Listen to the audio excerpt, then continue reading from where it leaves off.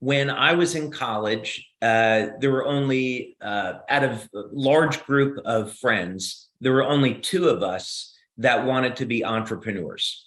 And so I went to school in New York, and all of our friends wanted, to work for IBM, work for big accounting companies. Like, no, I want to be an entrepreneur. I want to have my own business. So my friend and I, we would go to different types of opportunity meetings looking to see, well, how can we be an entrepreneur? And we ended up going to meetings for a number of networking companies. And I was the person in the audience asking the technical questions about, how does the water filter work and all those kind of things. And I could never get an answer, so never joined one. And like a lot of people, I had not a good experience with the network marketing industry because of some of the players that I met.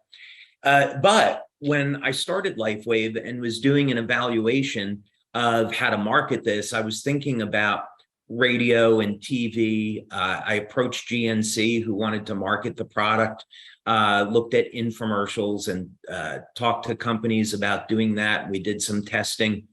And I had an experience where a fellow that was a business friend introduced me to somebody. We had a business lunch, and then he ran into somebody in a movie theater who was interested in investing in LifeWave. I met with that guy, and then he introduced me to a medical doctor who introduced me to another medical doctor who was friends with Coach Richard Quick at Stanford University. So in about a 3-week period of time, I went from sitting at a lunch in Buford to being out at Stanford University putting patches on Olympic swimmers with Richard Quick, a 6-time US Olympic coach.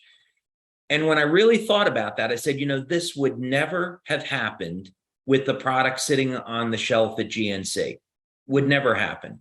Yeah. This is all networking. I need to go back and reevaluate this. And so in July of 2004, I flew out to California. I was invited there by Coach Quick to see the Olympic trials. And when I landed, he said, well, we have an issue. The Olympic Committee thinks that there's drugs in these patches, and they want you to, explain what the technology is. So I met with this fellow, Dr. Scott Rodeo, explained what the patches were. They took them down to UCLA microanalytical lab, validated, there were only natural materials in the patches, and we were vindicated.